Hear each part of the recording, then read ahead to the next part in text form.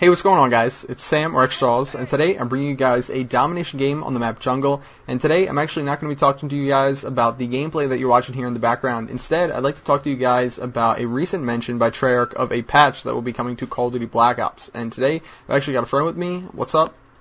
What's going on, guys? FPS Kyle here. And today we're going to be talking about none other than a new patch for Second Chance. So, Kyle, you've read about it. You want to discuss what's going on?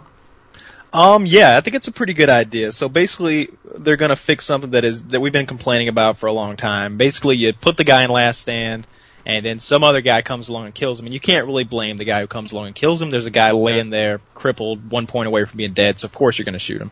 So what they're going to do is they're going to reverse that. They're going to make it so the guy who puts the enemy in last stand gets the kill. The guy who finishes him off gets who knows what. I'm guessing a little extra XP than normal. I don't know. They said, quote unquote, the assist credit. So I'm guessing that's going to be 80 points or somewhere in the range of 20 to 80 points or 20 to 40 points depending on what game mode you're playing. But yeah, that's the way it looks like it's going to be. And also, in this post they mentioned something else that I thought that was, noteworthy, I guess I'd say.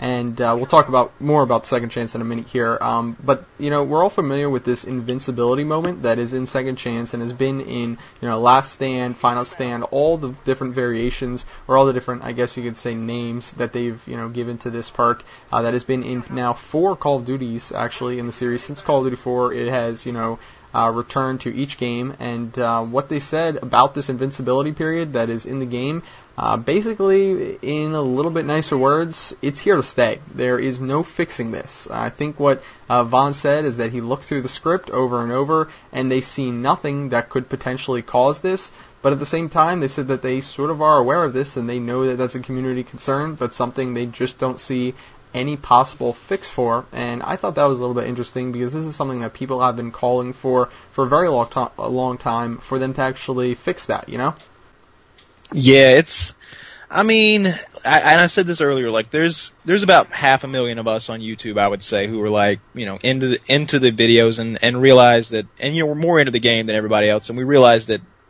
we feel anyway, for the most part, that Last Stand, whatever you want to call it, is kind of a BS perk. But there's another like 13 million people out there that love it. They like using it. They like using the silly stuff, and I don't think they're ever going to take it completely out of the game. I wish they would, but I think this is a step in the right direction. Just every time they pick away at the bullshit, and that's what Treyarch is good at. They kind of like walk up to a big pile of shit and they just start like clawing at it with their fingernail. They're like, maybe I could take that out. Yeah, it looks better now. I can almost see that get good stuff behind the shit. Yeah, let me pick this shit over here off. That's basically what they're doing, man. And eventually they'll just like get a squeegee, wipe all the shit off, and we'll have the kind of game that we all want. But that'll probably be Call of Duty 12, something like that.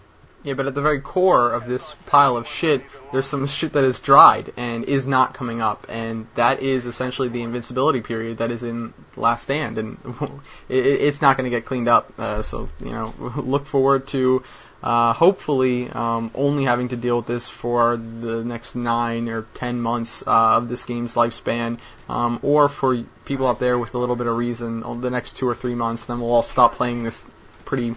I don't know. It's not a terrible game, but, I think you talked about this recently. It's not as interesting as the other Call of Duty games and isn't holding your attention as much. Would you agree?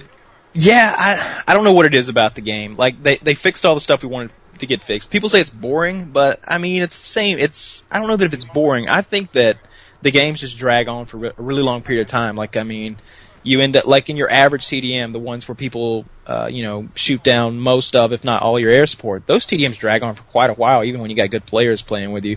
Whereas in Modern Warfare 2, air support got shot down, but still, it just seemed like, I don't know, it just seemed like the games kind of drag on for a while in this game. I think maybe it's the prevalence of Ghost, and I'm not going to hate on Ghost or Ghost users anymore, because people don't like it, but it's just used a lot more than Cold-Blooded is, and it slows the game down a bit. So I think if the game were more fast-paced, it'd be more interesting. But it's kind of lost my interest a little bit. So I think you said before that you'd actually like a whole new game to come along, right? Yeah. There's something else that should sort of take Call of Duty should take the back seat for a while to something else. And games like Medal of Honor and Battlefield just don't seem to get that kind of momentum, and they don't have the same sort of appeal that Call of Duty does. And what we need is a game that does have that same appeal and is going to be different enough for enough players to make that transition over to it, right?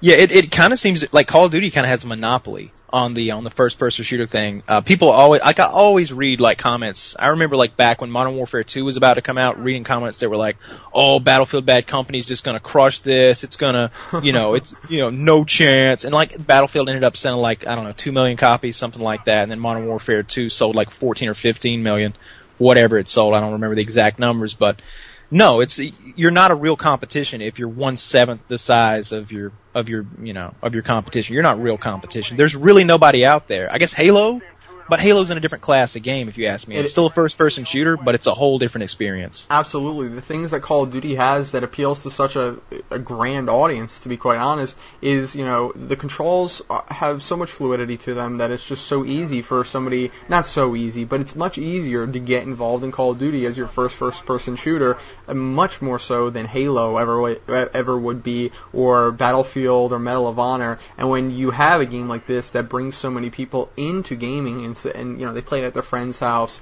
and they're like, "Oh, I want to get this." That's what really builds the game. But when somebody goes over to a friend's house and they play Medal of Honor or whatever it is, Battlefield, and it feels kind of clunky and things aren't, quite, they don't feel just right. And then on top of that, there's no kill streaks and a lot of things that make people like Call of Duty more so than Halo. It just allows a game like this to flourish and crush everything else. So what we really need is like a game that has, fluid controls and is going to have, kill streaks and other stuff in it that is going to make people want to make that transition over. And that just seems like doesn't it just seem like that won't happen? Like, can you foresee that ever happening in the near future?